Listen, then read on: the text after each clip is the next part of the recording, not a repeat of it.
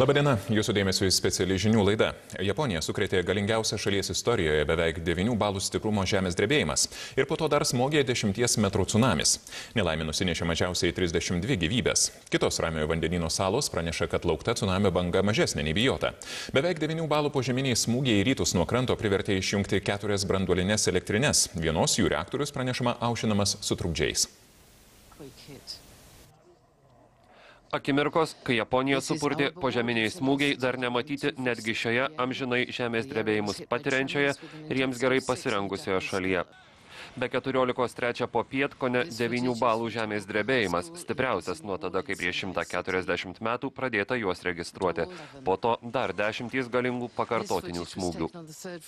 Net pritaikyti smūgiams pastatai byrėjo. Pranešta, kad ant moksleivių užkrito vienos mokyklos stogas.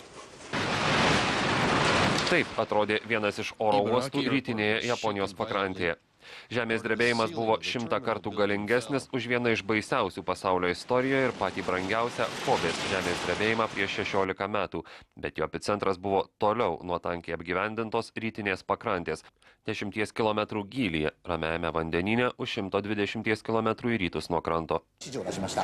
Taip atrodė Japonijos parlamento posėdis. Vėliau šalies ministras pirmininkas paskelbs, kad kai kurios branduolinės elektrinės sustabdytos, bet radiacijos nutekėjimo nėra ir nebus.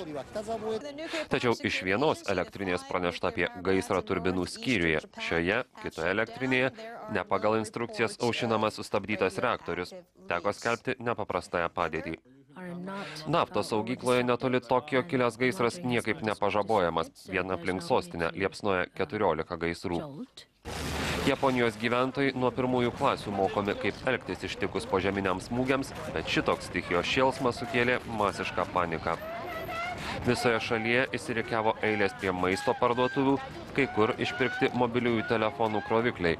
Vyriausybė nurodė be būtino reikalo neskambinti ir neapkrauti ryšio tinklų, bet kai šitiek dingusiųjų, vargu ar daug kas klausys. Taip atrodė netgi baisesnė gamtos stichija – tsunamis. 10 metrų aukščio banga užgriuvęs pakrantės plotus. Milžiniškus laivus vartanti ir pastatų šluojanti purvo masė, net tai prie požeminių smūgių šalis pripratusi, patirdama 5/5 pasaulio žemės drebėjimų, tokiam stichijos smūgiui nepasirengsi.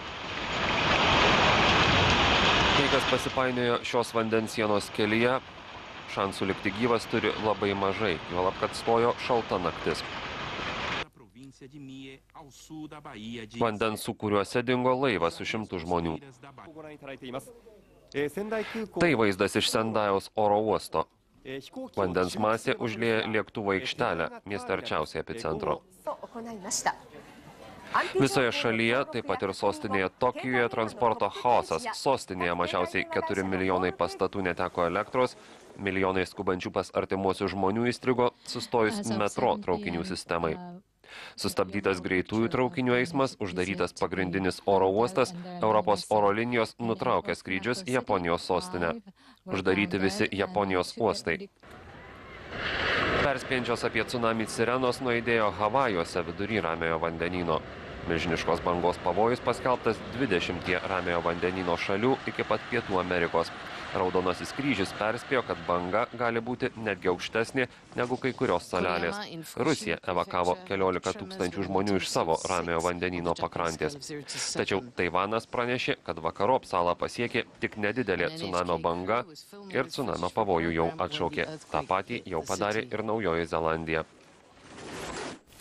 Lietuvos ambasada Japonijoje praneša neturinti informacijos, kad per stiprų žemės drebėjimą ir jį lydėjusią galingą tsunamio bangą Japonijoje būtų nukentėję Lietuvos piliečiai. Užuojautą Japonijos žmonėms dėl nelaimės pareiškė Lietuvos Seimo pirmininkė Irina Degutienė. Tiek šią akimirką, kita speciali žinių laida 16 val.